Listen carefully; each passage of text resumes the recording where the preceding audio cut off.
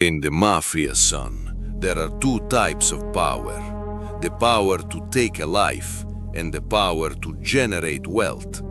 The first gets you respect in the streets. The second makes you irreplaceable to the commission. Meyer Lansky, the mob's accountant, he never killed anyone, never went to prison, but he died with more power than most dons ever dreamed of. While Bugsy Siegel built Las Vegas with violence and vision, it was Lansky who made it profitable. The numbers, the scheme, the offshore accounts. He transformed the Mafia from street thugs into a multinational corporation. Cuba, Switzerland, the Bahamas. Money laundering before the term even existed. Arnold Rothstein. Before Lansky, there was the brain, the man who fixed the 1919 World Series, the man who saw what others missed.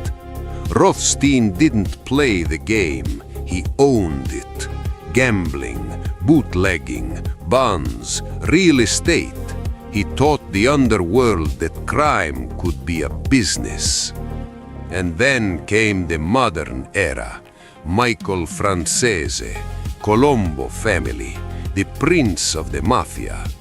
By age 25, Franzese was generating $8 million a week, not from drugs, not from hits, from gasoline. A simple tax scheme. Buy fuel without paying federal taxes, sell it at market price, pocket the difference.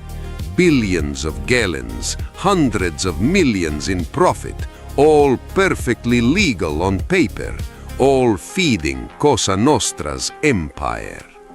Because here's what they understood, son. Violence is expensive. It attracts attention. It brings heat from the feds. But money is silent. Money is clean. Money keeps the machine running. Frank Costello, the Prime Minister of the underworld. He never raised his voice, never needed to, because he controlled the unions, the docks, the politicians. While others were shooting their way into territories, Costello was buying them.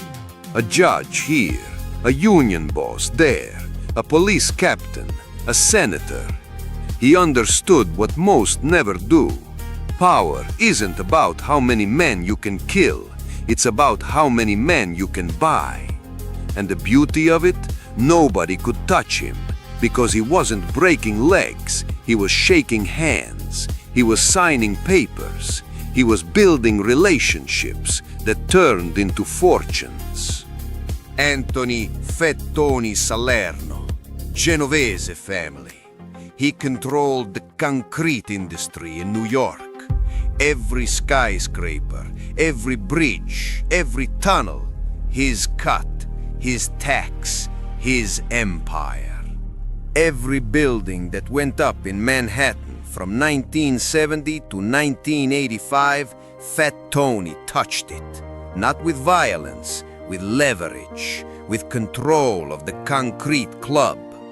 The construction companies paid him a tax, $2 per cubic yard of concrete. Doesn't sound like much until you realize Manhattan uses millions of yards every year. And if you refused, your concrete didn't arrive, your permits got delayed, your workers went on strike, the city stopped moving until you paid. This is what separates the EARNER from the enforcer, son. The enforcer controls through fear. The EARNER, he controls the infrastructure itself. Franzese became so valuable that even when indicted, the family protected him, because losing him meant losing the pipeline. And in Cosa Nostra, you can replace a soldier. You cannot replace $8 million a week. Paul Castellano, Gambino family boss, but before he wore a crown, he was an EARNER. Meat distribution, poultry, construction. The man understood that legitimate business was the future. He built the largest meat and poultry distribution network in New York. Supermarkets, restaurants, hotels, all buying from Castellano, all paying the tax they didn't even know existed. And here's the genius of it, son. The EARNER doesn't just generate money, he creates legitimacy. He transforms the family from criminals into businessmen. Carlo Gambino, the man who built the template. He understood something revolutionary. The best crime is the one that looks legal.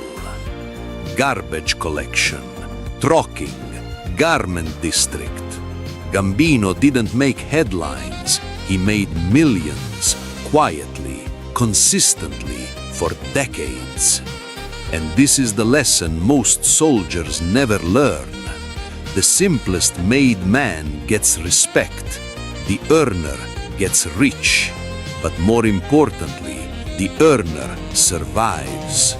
Because violence leaves bodies. Bodies leave evidence.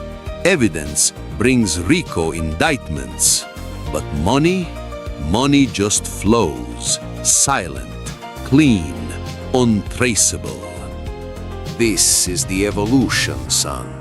The modern earner doesn't operate in back rooms anymore. He operates in boardrooms with lawyers, accountants, consultants, all legitimate, all legal, all untouchable.